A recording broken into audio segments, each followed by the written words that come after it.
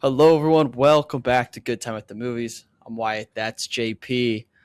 Today, we're going to talk about two things. We're going to talk about the latest installment in what's left of the Star Wars franchise, and we're going to do a little bit of a experiment talking about something we talked about with Michael and the idea of sphere movies, movies that would be elevated by being seen in the Las Vegas sphere, which will be fun. We'll do that at the end. But first, Mando and Grogu. Yep. I'll as always I pass the baton to you first, more so because you know more about the Star Wars world than I do. But JP, thoughts on this movie? Uh, I thought it was fine. I know a lot of people are dogpiling on it. I think it's fine. Um, does it does it do what it needs to do in terms of like being a movie? Sure. In terms of like the next step in like the IP franchise of Star Wars, that's when it's like this is looking bleak. Like this is all you got kind of thing. It Yeah. feels very much like a lot of people watched season 1. We don't want them to freak out about doing homework. So this movie literally has no consequence to anything or anyone inside it. Like the characters do not change. Some of them have to like step up and prove their worth. But like opening credits to closing credits, things happen, but the characters are the same. They're the same. Nothing huge happens at all. So it's Yeah. I will say the one thing I will defend this movie is Um, I think I mentioned on this show, I'm not a huge action comedy guy. Not a huge action comedy guy. Except The Nice Guys, that is like the exception. I like action adventure movies, so Indiana Jones and that kind of thing. This feels more like that. Like every scene, we're just gonna bring out a new monster Mhm. and we're gonna kind of jump around on some planets, and every single one will look different and act different, and we'll have good action scenes. I actually think the action scenes in this are pretty good. In terms of like every single one has a good like punch or like jump. There's like one good like, oh, that was fun in every single one. So I liked that. Again, not like big standouts. There's no big Yeah. standout in any of this movie. I fully think this was supposed to be season 4. They just turned it into a movie because viewership for season 3 was so bad that they're like, put it in theaters, they'll fall for it. And we did. And I think Disney is the king of we know how to make it not bad. So we'll throw Yeah. all the money at it to make it not bad. So it's fine, but people don't like it because it doesn't do anything. I think Yes. that's what it is. Yeah. That's where I'm at because I think for the first time in the history of this show, I like a movie less than you. I hated this. Oh, okay. I had Well, no you have no skin in the game. none, Yeah. Yeah. zero. So I have not seen a single episode of the show. I can't Yeah. tell you the last Star Wars thing I've consumed. Every time I do, it feels against my will at this point, and Okay. I needed to. And I want to talk about Star Wars as a whole a little bit because I don't want to 100%. Yeah. piss people off. I know that, but like as soon as this starts and I get the text on screen, Agree with the text on the screen. Rough. yeah. They've been doing that for all the spin-off movies. They did it for Solo and I think Rogue One. Not a fan at all. Yeah, So I agree. I just had nothing to latch onto as someone who came in blind, and I didn't enjoy this movie until it was just Grogu and like Grogu and his little rat friends hanging out. I enjoyed that, Mm, and they're hopping around, little tiny adventure of little like yeah, Goonies type. What are these kids going to get up to? I enjoyed that for like 25 minutes. I don't know if I'm missing something with the character of the Mandalorian. It was just so boring to me. There, he gave me yeah, nothing. I didn't care about him at all.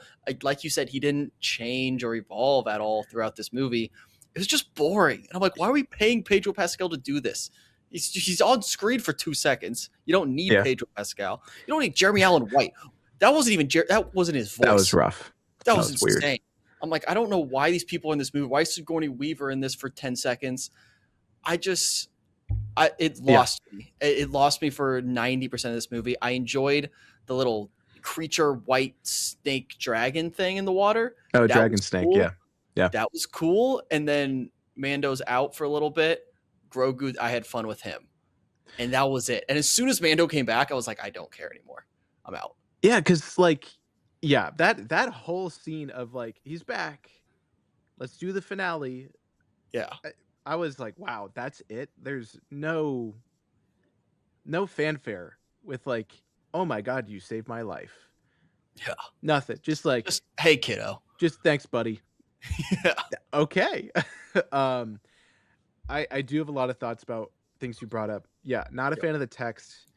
It barely clarifies anything and it just raises more questions for people that actually don't give a shit. So it's like, ah. But you have to say, this is after episode 6. Grogu is not actually Baby Yoda. They're just the same species. So we have to set up the timeline. That's really it. Jeremy Allen White, Rod of the Hutt. It felt like every wide shot of like Mando coming off of a ship, and it would cut to a wide shot, and Rada's just there. It felt like a weird, like customizable character in a video game cutscene. It's like that character's not supposed to be there, but because you customize your hero to be the grossest looking animal ever created, every cutscene is like, I can't hear what the people are saying. I'm looking at my guy. I didn't even think he had his helmet off this whole time. That's what it felt like. It felt like a video game cutscene, and it's like that's not supposed to be there. Sigourney Weaver is in this because, and Martin Scorsese does a voice cameo. He's the four-arm monkey in like the fast food I was trying to truck figure out who shop. that was. That's Scorsese. So in the show, we had like legendary directors do cameos. Like Werner Herzog is in the first season as like a major character. Hmm. And then we would have like very talented actors also be in the show. Like Carl Weathers had a significant role for 3 seasons and then he passed away. That's why I think Sigourney Weaver is here. So most of the characters from the show we cannot use because Carl Weathers passed away and Cara Dune, she's back into wrestling right now. Gina Carano. Oh, yeah. Yeah. That whole fiasco, so she can't come back either. Which is why we have Zeb, the Sasquatch, CGI Sasquatch. He's from a different show. We're just bringing him in to fill the gap because all of Mando's friends no longer exist. So I think that's why Sigourney Weaver is there to be like, we need a real actor that could show their face so we could put them in the trailer. That's all she's there for. I have a few questions just about the overall Okay. lore of it all. Why does he not take his helmet off ever? Because I know there was a whole scene with the Hutts where it's like, now you see me, so I have to kill you. But the first hour and a half, I'm like, just take your helmet off, dude. It's like a religious thing. Okay. He's part of a cult that's like a branch off of like a certain civilization called the Mandalorians. He's part of like the Watch. It's a whole thing, but he's Okay. broken off into this like cult where they don't take their helmets off. They're very old school, traditional. But season 3 was trying to get into that lore between like the high families of Mandalore, the big families, like the Vizsla and Catan and all that, versus like the Watch foundlings, and it just like didn't clarify shit. It made it way muddier and way less fun. Season 3 is rough. Okay. So yeah, it very much like the movies, like we're not even going to mention anything that happened in season 3. Or season 2, because again, season 2, Mando gives Grogu away as like, goodbye little buddy, you're with your people, I'll be with my people. And then a spin-off show they put in a episode in that spinoff show where he got Baby Grogu back. So then if you go from season 2 of Mando to season 3, it makes no sense, which is why the Okay. viewership has been a nightmare, which is why they're putting it in theaters and why they're not referencing anything after season 2 at all. Okay. Very messy. So, Yeah. can you maybe enlighten me on the character of Mando? Because again, I watched this movie and Yeah. I don't get it. And I remember for a while there, like maybe the first 2 seasons, people are like, "This show's awesome. This character's great." I don't I don't get the appeal for a character like that. He's not really a character anymore. That's the thing. He so for the first season, he had a goal of finding out where this child belongs. Season 1 and season 2. That's all he cared about. He was a bounty hunter. He just did it for money. He did not give a shit about any of his bounties at all. It was his job. Then he found Grogu, Baby Yoda, and then he basically became a dad. That's his entire character.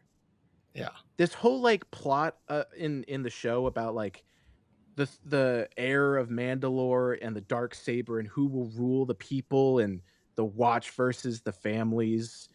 eh, He doesn't want any part of that, and they did not they didn't give him a stake to give a shit about any of it either. There's a difference between I don't want to be part of your rebellion, like what Finn was supposed to be in Last Jedi. He's like, I only care about Rey. I don't care about the rebellion. It's good you're doing it. I don't care though. But he had stakes because Rey is part of the rebellion, so he's going to stick around. Mando has no reason Yeah. to be involved in any of this. And so his character is like very empty. There's not a lot Mm. there, but he looks cool and he does cool things. So you still have a show. And now we're doing a movie and he's doing cool things, but that's it. Yeah. So Grogu is kind of a character, but Grogu is a baby. Hmm. So And the novelty of it wears off and like a little bit where it's like, oh, yeah. cute baby Yoda, that's fun. And it was fun for like the little Yeah. tiny 20 minutes where we're just with him from his perspective for a while. Like that's fun. You can't Yeah. build a whole movie off of that. Oh, But there was a woman in my theater. You know, like those kind of people that cry every time they see a dog? mhm, One of those people were in my theater when I was watching it, and she freaked out every time Baby Yoda was on screen. I Every time. yeah, dude, I had the same. I was a pretty Vocally. packed theater. People Vocally. She's like, "Oh, he's so cute." It's like, we're like 90 minutes into this movie, yeah, and you're still like verbally reacting to it. dude, Yeah. when Crazy. I tell you when Yoda or not Yoda, he's not Yoda. Grogu. When Yeah. baby not no Yoda picked up the staff, a little stick, I thought my Oh, theater was gonna stand up and clap. yeah. Oh, it looked like Thor picking up or, Captain America getting Mjolnir Yeah. in Endgame. Like, And he made the these little people mud hut. Yeah, he made the little mud hut. Oh, yeah. Oh, yeah. I based off the reaction, I could tell that meant something. It meant nothing to me. Is that's a Yoda thing? Yeah, it's yeah. He's basically doing Yoda stuff because he's Got in a swamp, he's making a mud hut, and he's walking around with a staff. So everyone's like, "He's growing up!" And then the if yeah. season 4 comes out, it's like, he will not do that again until maybe another movie, who knows? Yeah.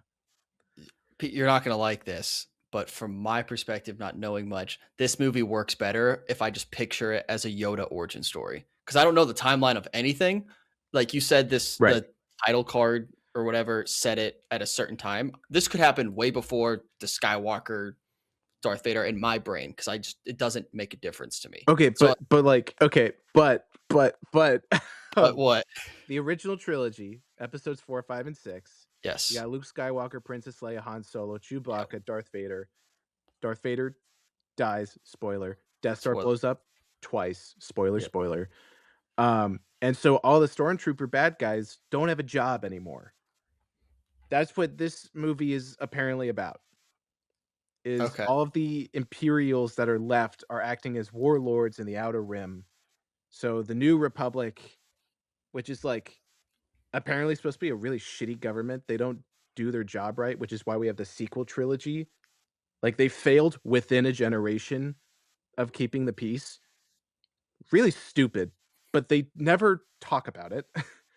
um, so they have to go to the Outer Rim in their X-wings and stuff to shoot stormtroopers. Even though the war is over, they're still around. Yeah. So Yoda is dead, by the way. He died in episode 6 of Damn. old age. Old age. R.I.P. He's like 900 years old in that movie. Baby Yoda is 50. Oh, so he's got some time. He's got plenty of time. Wait, so So so Grogu even is Baby Yoda. no, he's not. He's the same species, but a different person. He's So a Baby Yoda. yes. So There can be more. Yoda dies in episode 6 at like 900 years old, old age. He is absorbed into the force. He like dissipates into the air and Mhm. stuff, Master Oogway style, literally. Um, and then this movie takes place 9 years after that. So Oh, yeah, see, I had no clue with the timeline there, and I do like. I know it's probably coming across like I didn't like this movie because I don't like Star Wars, which I don't want that to be the case because I'm fully aware that I like stuff that isn't good. Like I have my own little okay, Marvel niche of like I know okay, this isn't good, but I'm like I'm invested enough in that world. So like I understand that part of it. Um, but I also like I want to know where Star Wars fans are at after a movie like this. Do you feel like do they yeah. feel embarrassed like the way that I feel embarrassed when I watch like the Batman and then I go see Brave New World, the Captain America movie. Like that's embarrassing for me to be like these are superhero movies and like they can be good. Do Star Wars Yeah. fans do Star Wars fans feel like embarrassed when they see this and then compared to like Dune? Uh, compared to Dune, I don't really know what Star Wars fans think of Dune. I'm only very I watch all the shit, but I don't really talk to people about it. Yeah. Um, so the thing is that the Star Wars fandom is kind of split in two right now. It's kind of funny because you have two different creators making the shows right now, but one of the shows ended, so now it's just one, and that's the one that people like the least. So you have Dave Filoni, guy with the cowboy hat, and you have Tony Gilroy that did Andor, which is one of the greatest TV shows ever made. I'm not even kidding. So Andor was only 2 seasons. So when Andor was happening, and then, like, the Book of Boba Fett and Mando season 3 and Ahsoka were coming out, the Star Wars fans were like, "Why is the difference in quality so huge?" Because the Mando stuff and Book of Boba Fett, it's like it's shot on the volume, so it's all LED screen backgrounds, and everyone just kinda stands around, like, moving lightsabers like, "Pew, pew." They don't really move around. And then Andor, it's like, we're gonna film in Spain and Greenland and Italy, and we're gonna make it the most expensive TV show in history, but it's gonna be worth it. So there's 2 different, like, sides of Disney's Star Wars right now, but Andor is over. So there's no more of that. So now it's just Dave Filoni where, I follow, like, these Australian guys that do podcasts. It's, Mr. Sunday Movies. They call it Cowboy Hat Star Wars. Okay. 'Cause he likes his cowboy hats, and it's very pulpy. It's not very witty. It's not as political as Andor is. Andor is, like, anti-imperialist, anti-capitalist. It's dense. This is a fun romp through space with laser swords. That's what Filoni's Cowboy Hat Star Wars is. But the production design is not very good because it's supposed to be TV shows, and they're supposed to Yeah. make them, like, once a year. And that kinda just fell apart. So this movie was kind of a spiritual reboot of what Filoni's Star Wars is supposed to be. And Okay. then you go to the movie and it's like there's no major bad guy. There's no stakes. It's a much smaller story, and I kind of like it as a standalone. But if you're like, "Oh, this is like the first step of a new age of Star Wars," it's like, "This is it? This is nothing. There's nothing to build off of this." So that's where we're at right now. Yeah. It felt like a Marvel special presentation. It And I it it does. It does. Yeah. and I don't know who that offends the most, that statement. Like, who's offended by that statement? The people that paid tickets to go see it on the big screen. Like, Me. yeah. Yeah. Um, yeah, Yeah. absolutely. It does feel like that. So, the other thing I was thinking about during this movie is is there a, like, source material for Star Wars, or are people and the showrunners just kind of making it up? Like, this they know this world exists. Like, Yeah. is there a source material for a movie like this? It's a little bit of both. So, there's something called, like, Star Wars Legends. So, when George Lucas made the original trilogy and then the prequels, he's like he's like, "Any sci-fi writer out there, you can go ahead and write whatever Star Wars spin-offs you want. Save the Clone Wars, the prequels for me. I wanna do that. But you guys can Okay. go into the future with Luke Skywalker and Han Solo and Princess Leia. You could do whatever you want." And so, there's some weird shit out there in Alright. terms of books and comics and stuff about what happens after episode 6. And certain characters got really popular in those books, like Admiral Thrawn and some other there's like a spin-off character that's like a combination of Han Solo and Luke Skywalker because Han Solo's frozen in carbonite in between 5 and 6. So we need a cool ass dude to do stuff. We're gonna put this guy in. So it's that stuff where people are Okay. just making up characters left and right. Disney buys Star Wars, and they're like, "That stuff not canon anymore. So we're gonna call it Star Wars Legends." Because I think back then it mostly was canon, Okay. and Disney was like, "No, this shit is way too complicated. We're not gonna touch this." Well, because who So, makes that decision of like, "Alright, this is canon now?" well, kind of George Lucas, and then once Disney bought it, Kathleen Kennedy. So, Okay. but you have nerds in charge. Dave Filoni. Dave Filoni loves Star Wars Legends. So he'll take a character, Admiral Thrawn, and recanonize him. So Mm, now Thrawn is like this legendary character in Legends. He puts him in like all of his TV shows, and he's not as cool because the shows have to come out like this, so the writing is mm, very rushed. Um, but everyone freaks out because it's like, "Oh, Thrawn's gonna be in this show," or "Darth Maul is still alive." That's why this whole thing about Darth Maul still being yeah. alive, that started in Legends first, and then Dave Filoni in Clone Wars. So even before Disney bought, Star Wars, Dave Filoni's like, "Oh, no, we're doing this. We're doing Darth Maul again," which was awesome. And so now we have more Darth Maul shows, and it's this whole thing, and he was at the end of Solo. So I remember being in the theater at the end of Solo, and Darth Maul shows up, and people are like, "What the fuck is happening?" Because like, the Yeah. timeline makes no sense. Um, yeah, so it gets messy real quick, but there is source material that is technically like, "Nuh-uh, don't touch it," but Dave Mhm. Filoni's like, I'm picking my favorite characters, and I'm putting them in this shit." So, Yeah. yeah. Is that kind of what people want more of, is kind of this Wild West of, "Hey, these Yeah, characters exist, just make what you want, make good stuff?" I think so. I think the fans want that because the sandbox that Disney has created is quite small. Again, episode 6 happens, and then 40, 50 years later is Force Awakens, as in there's a new army of space Nazis and the government falls apart again. Like, there's no wiggle room there. How does Mhm. that happen again? And they're not addressing that in as clear as they can. I think they tried to in Ahsoka, but not really. So it's very much like if we get rid of the sequel trilogy, which a lot of Star Wars fans just want to, because they like Mando. they don't give a shit about the sequel trilogy. So they kinda wanna make it not canon and then follow whatever Mando does.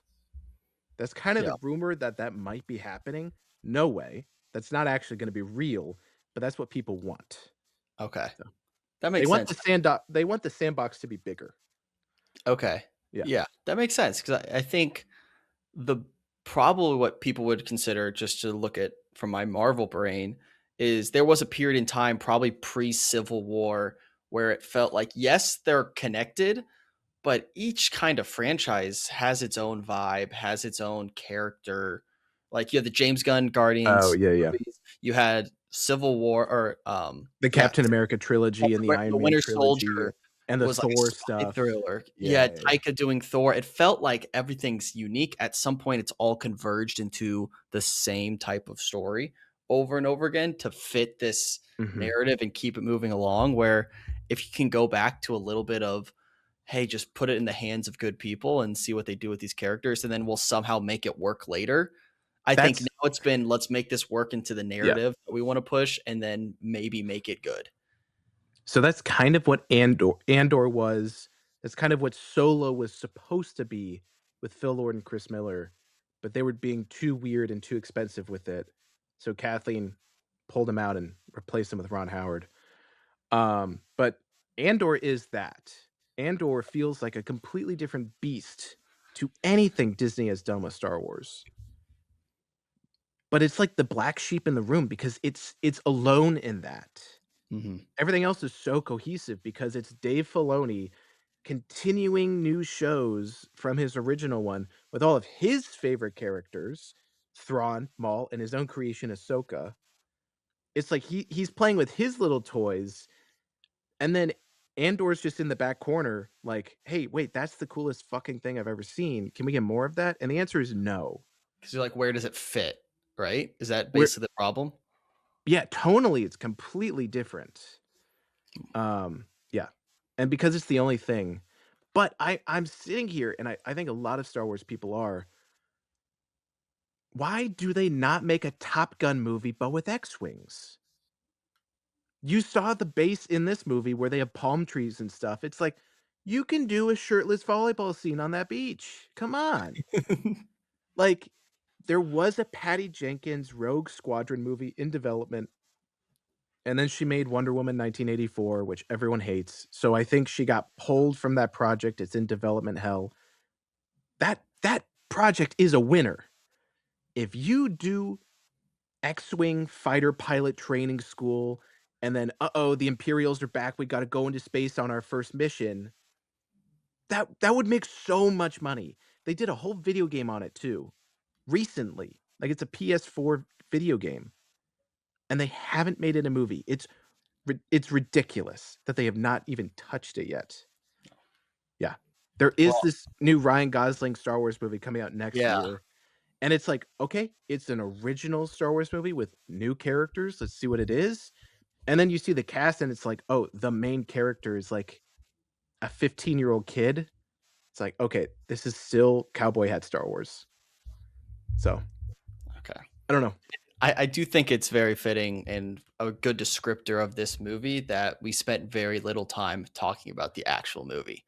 That about sums it up. Yes. Well, okay, so I'm kind of sitting here like season 2, the finale of season 2 of Mandalorian is Mm, fantastic. But it very much, I think season 2 was losing steam very quickly. The middle part of season 2 is rough. And so they're kinda, I'm sure the writers' room is like, "Well, we need something big to happen. Oh, well, let's have Grogu be kidnapped." So then Mando has to go hunt him down again. That's like, of course, why didn't we yeah, think of that? It's like, that's a good idea. You can only do that so many times, but I'm sitting here like, it's a Mandalorian movie. How do you get us to care about anything? Well, you kidnap Baby Yoda again. yeah. But we've already done that. So in this movie, Mando gets kidnapped and Baby Yoda has to save the day. And it's like, that's a great idea. Why does it take 50 minutes for that to start? Yes. That You that should have been You could pick up this movie when yeah. Mando is talking to the Hutts after already being arrested, and it'd be like, okay, I get it. Like they're separate. Like he's Yeah. trapped and now Grogu has to go save him. I would have such a fun time for that 60-minute movie. It This movie is not a movie, it's like 4 Mandalorian episodes stitched together. Hmm. So when he's on the snow planet fighting stormtroopers, it's like that's episode 1. And it's like, sure, it's a cool visual, it's literally all of the trailers is just that. That's not story, that's just action. It's mindless action, and it's kind of fun, but when you have, like, 2 hours of just that, I get bored. Hmm. And so if you had that whole the bounty hunter shows up at their farm, that's their house, their sanctuary, break the sanctuary, break up the union, have Baby Yoda step up. That's the perfect start to this movie, but it's not it's the midpoint of the movie. Hmm. It's insane. The pacing of this movie is horrible because it's not a movie, it's episodes. Yeah. 100. And There's that point yeah. where Mando, he's like, all right, they finished the first mission. He's like, all right, I'm gonna go clean my ship and just hang out. And a small part of me, it was like an hour into the movie, I was like, is that the movie?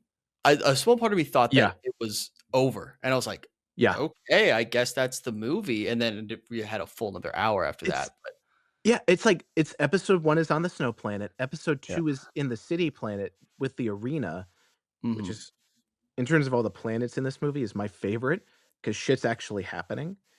Um, and then episode 3 is him getting kidnapped. That So for streaming shows on Netflix and Disney Plus, it's very much if you get them hooked on episode 3, they finish the season. If they don't make it to episode 3, the show's not made for them. So that's episode 3 is him Yeah. getting kidnapped. For a show, fine. For a movie, that's unacceptable. That's crazy. Yeah. I'm 100% with you on. I think I wonder how I would feel if I had watched the seasons before, but it was really hard for me to get through. But nevertheless, we'll move on. One question I wanted to bring up to you before we get into our Sphere movies. I watched a movie the other night, which was making headlines before it's even been released in America. Oh, Uh, yeah, I know I what you're gonna bring up. watched Yeah. I watched I Swear, and it's the movie about the guy with Tourette's, which though anyone listening probably knows it because of the BAFTA incident where Yeah. what's his name? Robert like Amaya or something like that. Whatever. He wins the Mhm. BAFTA, which I have to say after seeing this movie, hell yeah. Unbelievable. Oh, the Well actor? deserved. Unbelievable. Yeah, he He's so plays Elrond in the Prime Video Lord of the Rings show. He's, okay. like, the best part of that show. Yeah. Something I will probably never watch, but I'm sure he's No, probably incredible not. in He's it. really good. Yeah, yeah. He is so good in this movie, and well, we don't need to talk about any of the BAFTA stuff, but my question then is, will this movie ever like come out in the States and be eligible for Oscars, like any Academy Awards? How does that work from like a production standpoint? Because That it's been out and it won a BAFTA, so that confuses been me. out. Yeah, so I don't think it's eligible. Okay. That's a good question, though, because if it only came out in the UK and then it did wide release later, does that help it or hurt it? Because I think it did a festival run and then it did its release in the UK. So, no, I don't think it's eligible, this year at all. No. That's so infuriating. I'm looking up his name. Robert Arameo is his Okay. name. If this movie came out in a month, if this came out this weekend, it would immediately have my pick for best actor at the Oscars next year. It is that good. Mm, Like he is yeah. so incredible in this movie. I just it's and the movie itself is phenomenal. Like I didn't realize it covers basically his entire life. This man, true story, growing Yeah. up with Tourette's before Tourette's is like a common um name that people know and recognize Mhm. because it's an incredible movie. And if you people find a way to watch this, please go out of your way, make the time to do so. Because I think anyone can you learn a lot about Tourette's in it. It's Yeah. performed incredibly well, and it's just a very moving piece. Like there's a scene at the end. I two scenes at the end. The barrier is pretty low, but I cried so hard. Okay. It was unbelievable. I was just sobbing.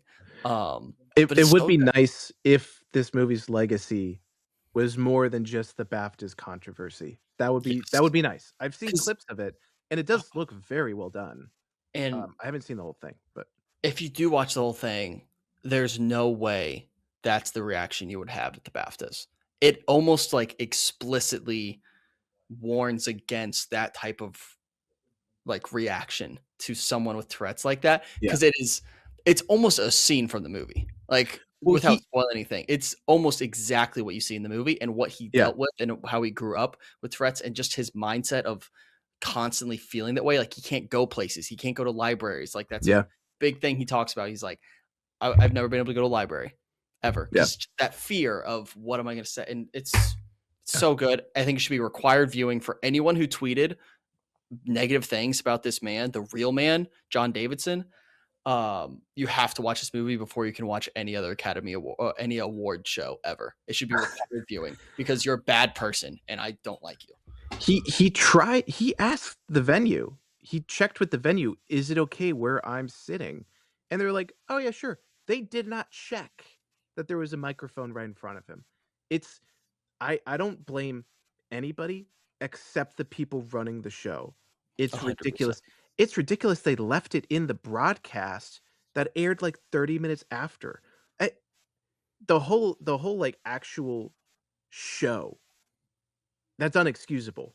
Everyone else, it's Mhm. like, hopefully it's a learning experience for Yeah. everybody else, but the show is like, "No, that's unforgivable, what they did to Yeah. that guy." Yeah. No. I was really proud of myself because I had that take when it initially happened of like we don't know enough about Tourette's and Yeah. to hop on something for an involuntary thing is kind of ridiculous. Watch the movie, I feel very validated and feel like I'm the right side of history there. So everyone go watch this movie though. I don't want it to get swept under the rug after all of that. And I don't want you're right. I don't want that to be the legacy of this movie. This movie's Yeah. too damn good and this performance is too damn good Yeah. for that to be what people talk about. So seek out this movie if you can. There you go. Um anything else you've been watching recently or you've seen last week before we do the Sphere movies? Uh, Today, actually, I just watched I Love Boosters, the Boots Riley movie that came out. Yeah. Good? I wanna see it. Great. It's great. Okay. If you like Sorry to Bother You, I think there's a point in Sorry to Bother You that it kind of loses track of the plot. This movie does not. It's very straight as an arrow, stays on path the entire time. It is very like maximalist filmmaking, and that is not my style at all. It's throwing 1,000 things at you all at once, so it can be quite exhausting, but it has some of the best images of the year because like there's a lot of puppetry, there's miniatures, there's a car chase, but it looks like toys in like the most playful way. There's stop motion characters. It's really fun. It's very kind of I don't know if surrealism is the right word, but Mhm. reality warps in really fun ways, both with camera effects and especially the set design. Oh my god, it's incredible. And of course, it's about fashion. So the wardrobes are way better than Devil Wears Prada, by the way. There's more color, there's more playfulness. It's way wittier than Devil Wears Prada too. Like, if you like Devil Wears Prada and also just movies in general, because this thing is a weird movie. It's Yeah. weird. I would recommend this over Devil Wears Prada 2 if you like Devil Wears Prada 1. Yeah. Okay. I do want to give a shout out to Boots Riley. He is tweeting like a madman. Anyone who I tweets bet. about this movie, he's replying to. He's telling everyone Oh, go see really? it. He's being super transparent. He's like, "Hey, we need to see like this many people in this theater, or else we can't, or we can get expanded for It's next week." He's yeah. boots on the ground, no pun intended, just telling everyone to go see this movie, and I can appreciate it. And I'm I probably going to see it soon. I can appreciate it. It's not making a lot of money. Yeah. It's very different from literally anything coming out this year. And also, it was, like, too weird for the festivals. And I was like, "What are you talking about?" And then there's, like, one subplot, and I was like, "Oh." There were, like, 2 subplots, and I was like, "That's why." It is wild. There's I some think weird shit in there. Yeah. I fell for it too because when it was in doing its like festival run, I was seeing a bunch of tweets about how weird and wacky this movie was. Yeah. And so I was seeing so much about this movie. I was like, screw it, I'm gonna pick it for my fantasy box office. Probably a mistake, but is what it is. I still have Moana, Yeah. so I feel good. I if that does well, like, a year, 2 years after Moana 2 came out, I I can't. I'm gonna be I so honest. I forgot there was a Moana too. Well, it was a Disney Plus Yeah. original that they dropped in theaters, and then it made $1 billion. That's where we're at right now. It's Yeah. very sad. I will say, in the theater for Mandalorian and Grogu, I was sandwiched with the targeted demographics because on May 4th, Disney released the viewership data of what generations were watching which Star Wars. Hmm. And so the Mandalorian show is big with Gen Alpha and baby boomers. The Clone Wars animated TV show is big for Gen Z, and then Andor is huge for millennials and Gen X. So respect to the 2 generations above me. Um, Clone Wars is fun, but, like, Andor is the shit. Anyways, in the theater, I was sitting next to my dad, who went to see the original Star Wars in theaters, and then this, like, 4-year-old girl, no relation to me. The parents sat her at the edge, so then they had to lean over their other daughters to shush her. I'm kinda sitting there like, "Put her in the middle with you guys." I'm so confused, but whatever. So she loved Baby Yoda, and my dad was like, "Ah, fine, it's okay." And then the woman behind me that would be like, "Oh, he's so cute. Oh my gosh," every time he was on screen. I was like, "Okay, that's the trifecta. Yeah. Those are the 3 people that this movie's made for, and 2 out of the 3 of them loved it, so Yeah. okay." But with the 4-year-old girl right next to me, it is a violent movie. There are Yeah. some there's no decapitations, but let's just say spears thrust into the guts of, like, giant salamander aliens that jump at the screen at you. Baby Yoda gets eaten by multiple creatures. It it is a violent movie. There's one shot, I love this shot whenever a movie does it. A stormtrooper gets, like, kicked off of a ledge and just And falls down the cliff, and we see him fall the entire time. That yeah. shit was awesome. I love the way, like, Hollywood, like it's mostly, like, noir or thrillers, how they film people falling to their deaths. Love it. It's so good. So this is a violent movie. People are burned Yeah. alive, like there's no limbs that get chopped off, but other than that, it's just, like, constant action, and just Mhm. I'm next to this 4-year-old girl, I was like, "What who is this movie for?" Because the Mhm. Baby Yoda's cute, but the Mandalorian is executing people. Like, what is going on?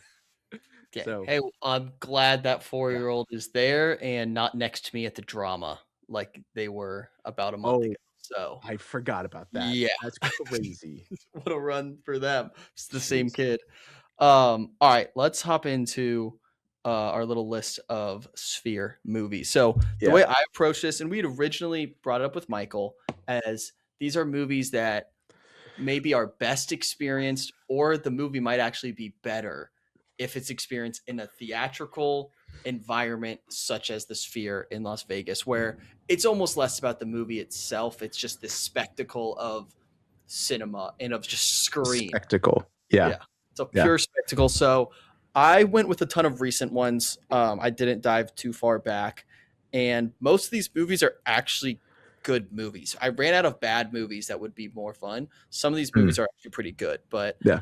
I have a loose ranking. I'm not sworn by the ranking. I just wanted to put them in order. But do How you want to many go? are do you wanna do, like, 5 and 5 or what? I have 10 written down. Do I you have, want to like just like I have, we can like, just 14, but let's do you want to 5 just and 5, no repeats. okay, yo, let's Yeah. do a draft of 5, and then we talk about our, um, whatever honorable mentions are that we. Yeah, yeah, yeah, So, okay. yeah. I'm holding 1 or 2 behind my back. 2? Okay. Yeah, you Okay. got it right. There you go. So Do I you I want, go first? you want first or second? We'll do a snake draft. So if you go, I'll if you do go, first. I'll do okay. first. I have to. Okay. Now I have to like actually pick these. So the thing is with the sure, I'm gonna go with this one. The thing with the Wizard of Oz one is like they drop things into the seats. There's Hmm. like animatronic flying monkeys. They drop apples and like flowers and stuff. So it has to be like a sensory experience with the spectacle. So I'm gonna go with Willy Wonka and the Chocolate Factory. You Love could it. put in smells. You can have it rain candy, not hard candy. You could do bubbles for when they're in the flying room. Like you could do stuff with that. Uh, yeah, and It's a good pick. I am still kind of in the mood of like, don't replace 90% of the frame with like CG set extension. Just have the movie and then have like a border or something. So for Willy Wonka and the Chocolate Factory, you could have like candy on the border. Mhm. Yeah. Give us one thing to look at and then have stuff come in. It's Okay. still a big ass screen. Like the whole like, oh, you could see it behind you. No, you can't. Don't even try it. Yeah. So That's a good pick. I like that. I'm gonna take the number one on my board. This is the movie that I initially thought of. It's Top Gun Maverick. I think seeing Top oh, Gun okay. at the Sphere, where like I don't even care what the plot is, just seeing planes go super fast and like feeling the air, they shoot air at you as they're going off. Like Okay. Top Gun would be very, very fun to see. Interesting. Despite it already being a good movie. So that's why I struggled with it, where I don't think it's a better movie at the Sphere. I just think it's an awesome movie to see there. Yeah. Sure. Um my problem is all my movies are like kind of long. I Like, feel oh, like like duration, like runtime? yeah. I think the Wizard of Oz isn't even the full movie. It's only like a 50-minute experience. It's not the full movie. So Willy Wonka, you can cut it up. You could cut it up pretty easy to be like a 50-minute experience. Just do the tour. Um, you don't Yeah. have to do like him getting the ticket or anything. You can just do the in the chocolate factory. Is it my turn or your turn? We're doing snake draft. Oh yeah, I get two. Yeah. Um, I'm gonna go. See, here's the thing: I have a lot movies on here for different reasons. I'm gonna draft one that is not a movie that would sell. This movie would not make Okay. money at the Sphere. I have But some of those as well. Yeah. if like if for some reason you were there or the audience that this movie I think is intended for were there, they'd have an incredible time. And I Hmm. think this movie would actually be better if seen at the Sphere. And it is a movie that came out, I believe, last year or 2 years ago called Oh, okay. Flow. Remember Flow with the cat, the animated movie? Oh, What okay. there's no words. It's just this cat surviving through different sections of Yes. nature. And it's Yeah. very similar to the actual movie they play at the Sphere, the Darren Aronofsky like Journey Through Earth, Oh, yeah. Okay. where it's kind of you're just following this cat as it's jumped in water, going through the Yeah. wilderness, all this different stuff, like because a Yeah. flood comes in. If marketed towards like kids, bring your kids to the Sphere, they would have a great time. It's very bright, it's colorful, it's fun, and it's you're following this cat throughout all these different catastrophes. No pun intended there. I mean, it's quite a bleak story. It's like an extinction level event, and the cat Yeah. is like constantly losing people. Well, Uh, the Darren Aronofsky one is kind of similar vibes of like, hey, save oh, the Earth, really? protect the Earth. Not as bleak, maybe, but Interesting. there's Okay. some message there. Um, I agree with Flo because if you do it where it's a CGI movie, or I think Flo was made in Blender, foreshadowing to the movie we're going to see next week. Yep. Um, you can do the quote unquote set extensions without redoing the movie. You could just kind of expand it. I mean, Mhm. that still takes a lot of work, but it's doable. So you can make it all around, which would be really fun. Um, even though the camera inflow is very animated and its own character. So if you get rid of that, it won't be as fun. Who knows? But Yeah. you could do it. I'm gonna go. I'm gonna go balls to the wall. I'm gonna do very similar style. Speed Racer. Oh, They just re-released it for IMAX. I missed it, but that movie has like a cult following now. It's the Wachowski siblings. It is a visual feast. There's no movie that's ever been made like it, ever again, or ever will be. If you made that on the Sphere, I think people would either throw up or see it 10 times in a row. It's either or, but I think Speed Racer would be perfect for the Sphere. Yeah. oh wait, this movie feels like a fever dream. Like I It is. recognize it, It is. and Yeah. I recognize like bits and pieces of it. But my goodness, you're right. Yeah. From what I Like do remember, it would be that's great. maximalism. That is maximalism. Like if Boots Riley had $100 million, It'd be it would Speed Racer. kind of look like Speed Racer. Yes. Yeah. That's awesome. All right, you do get another pick. We'll do it's Okay. 2 So now. now here's like the film person Mhm. answers. I'm gonna go with see, if you want like quick money, you would do the Star Wars theatrical edition. Like not Star Wars A New Hope, Star Wars from like 1977.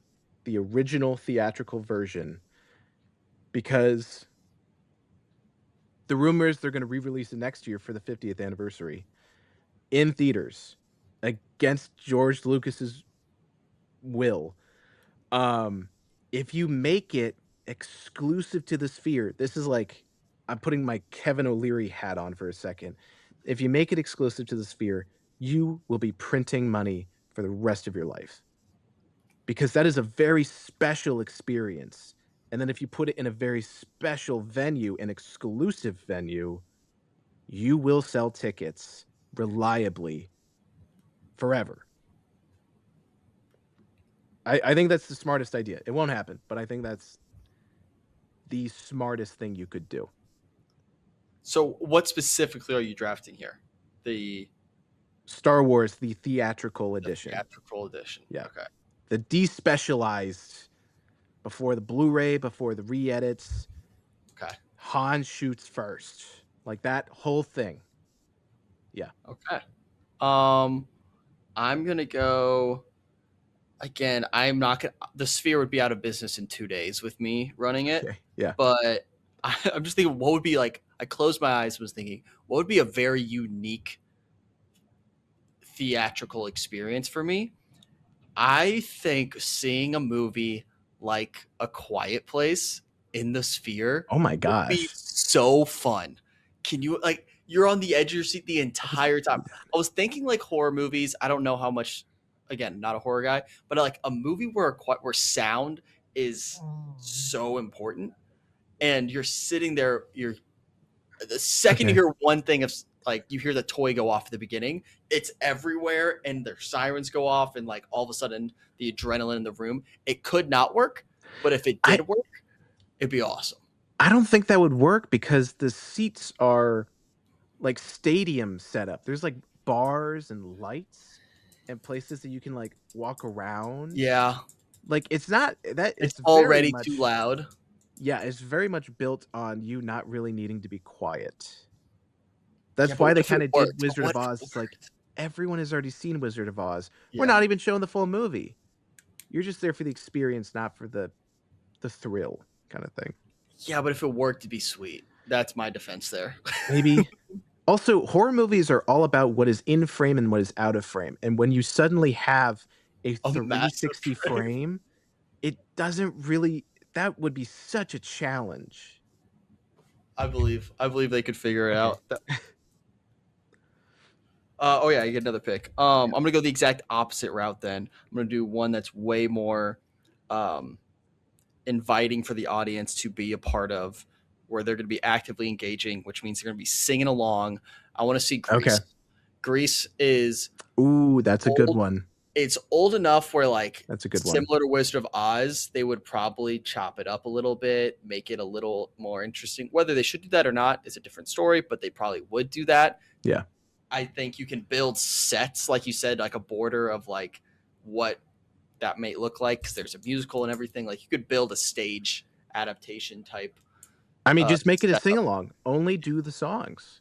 Yeah, that would 100% work. Like Yeah. make it a concert and do that. So I'm gonna Yeah. take Grease. So very different than A Quiet Place, but happy to have it on my team. Do all the songs and then do the entirety of the drive-in Yeah, sequence. Because that whole drive-in sequence is great. Like, one of the best lines in that whole movie, I think, is when they're at the drive-in, and it's like, "I feel like a broken typewriter." It's like, "What do you mean?" It's like, "I skipped a period." It's like, "What?" Great line, love it's it. great. And also, I think one of the guys is making out in the car, and he's like, "I've been saving this condom since 8th grade," and then he puts out it breaks, and it's like, "Oh, man." I'm sitting there like, "This guy's never had sex." Like, Yeah, it's like, the tone of the movie is so wild. I it's love it. awesome. Yeah. Is this my last one? It is. No, you have two. I mean, you have two Oh, I picks. have 2, good. Okay, because well, I did Willy Wonka. You have Willy Wonka, Speed Racer, and Star Wars. Oh, shit, okay. Oh, no. Um, so, again, what would actually sell tickets, it would be a Christopher Nolan movie. You would do a Christopher Nolan movie. The question is, would you do Inception or Interstellar? I think you do Interstellar. Yeah. I think you do Interstellar. Again, just make it like it's like IMAX plus. Just do that. Again, though, the whole space being super quiet, if everyone's just kind of walking around like having a good time, Mhm. I don't think Interstellar really works with that, but who knows? I would say Interstellar. And then I think this is actually the Sphere is built for this in a way that no other theater really is.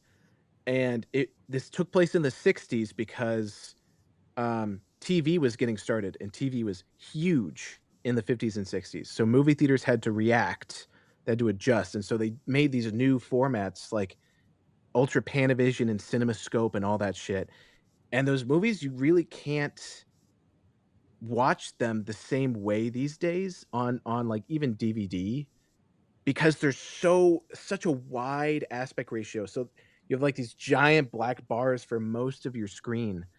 Um, if anyone was in, like, New Orleans, you could watch Sinners in that, like, Ultra Panavision 70 millimeter, the whole movie. Kinda crazy. I think my brother did that. So there are movies that were made with this format that I think are perfect for the Sphere because it's just so wide, it could wrap around you. That would be so cool. Those movies, I'm just gonna list them, and I'm gonna have to pick one. Okay. Um, How the West Was Won, Ben-Hur, um, Lawrence of Arabia, and the Ten Commandments. Damn. Like, all of those are so good. Probably it's either Lawrence of Arabia or Ben-Hur. I think you could cut up Ben-Hur easier than Lawrence of Arabia. Lawrence of Arabia is like a sweeping epic. Ben-Hur is much more chapter-based. I think you could like, if you're gonna put Ben-Hur on the chopping block for, like, an easy spectacle in Las Vegas, you're cutting out the birth of Jesus and you're cutting out the resurrection. Like, I just want the Yeah. chariot race. I just want the sea battles. That's all I care about. I think it's doable. I'm sure people will be picketing outside in terms of, like, desecrating this great piece of cinema, Yeah. but I think the Sphere is probably one of the best, gimmicky venues we have to show a film with that kind of aspect ratio. Love it. So, yeah. Good pick. People will be lined up for the classic double feature of Flo and Ben Hur. Yeah, Sphere. yeah. Spend all day at Sphere. All right, my final pick. I am between two, and if I told you which two movies I was between, it would make your skin crawl. Okay. Because one is arguably a movie that defined blockbusters more than it's the original blockbuster, and one is a kids movie starring Antonio Banderas with thumb people. And I'm gonna go with Oh. blockbuster.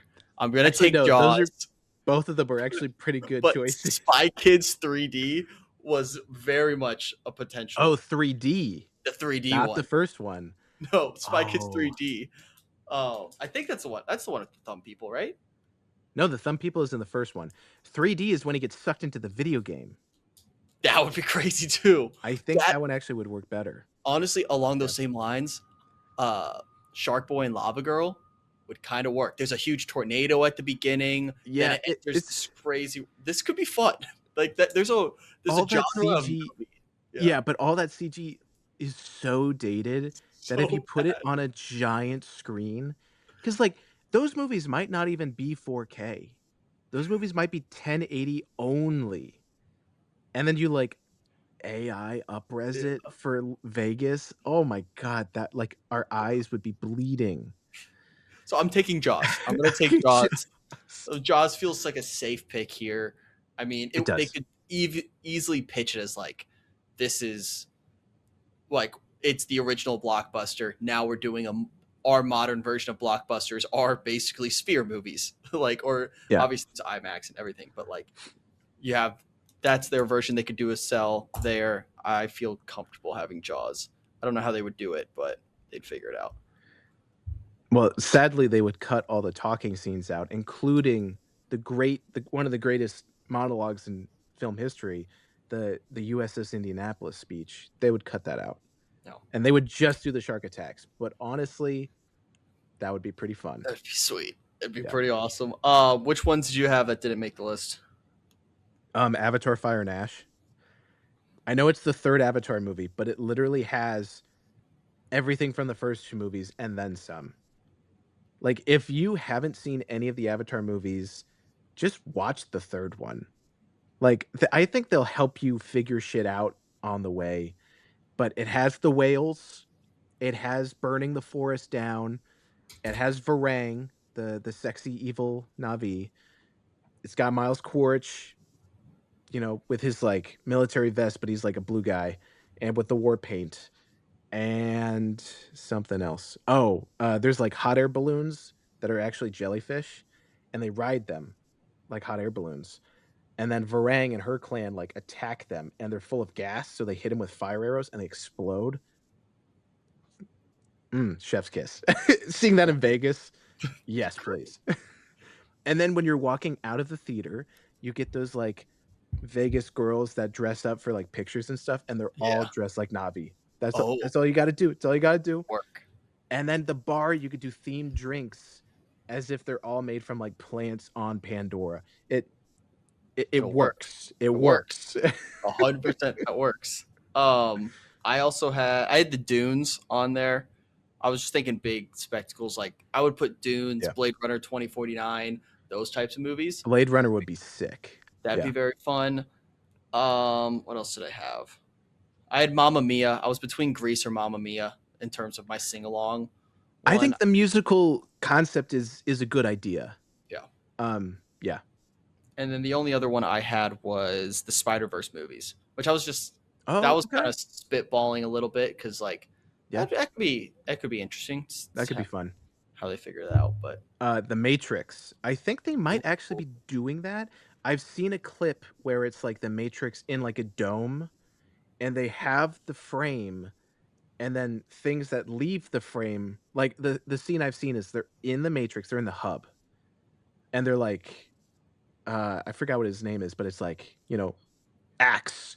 I need guns, lots of guns, and then the like the racks of like machine guns just go phew, like past all the characters, and it extends past them outside the frame. that's cool. So all the characters stay in the frame, but say a helicopter or bullets or like water and stuff that leaves the frame. Debris That's and dust and all that stuff. You could totally do that in the Sphere, and I don't even think the Matrix is that long of a movie, but you can just do like the final hour where it's just constant action. You could do it pretty easily. Well, and the first 10 minutes. So you could do all the fight scenes. Yeah. Any other ones you have? I have Wally. Ooh, yeah, Yeah. that'd be interesting. Wally and Titanic. Yeah, You just do the Titanic sinking. I think it's 45 minutes. That whole yeah. sequence is Do the whole 45 thing. minutes.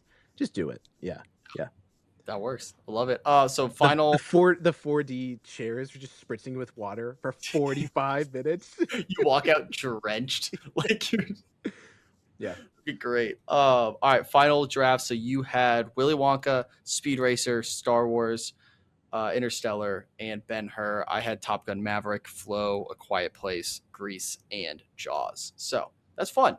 I like. We'll Yeah. keep it out for more. And Michael, add it to the list. Add to the list of spirit movies. That movie would make just as I much money there. think this is probably, showing my bias. I think Bohemian Rhapsody, the movie, would do better because they just do the Live Aid concert at the end. And I think it's like a 30-minute sequence. You just do that Yeah, it may be better. I don't think it for the would do better. experience. I don't think it would do, but I think everyone would just go see Michael. Like Yeah. Michael's still Michael, but Yeah. is what it is. Hell, do Baz Luhrmann's Elvis.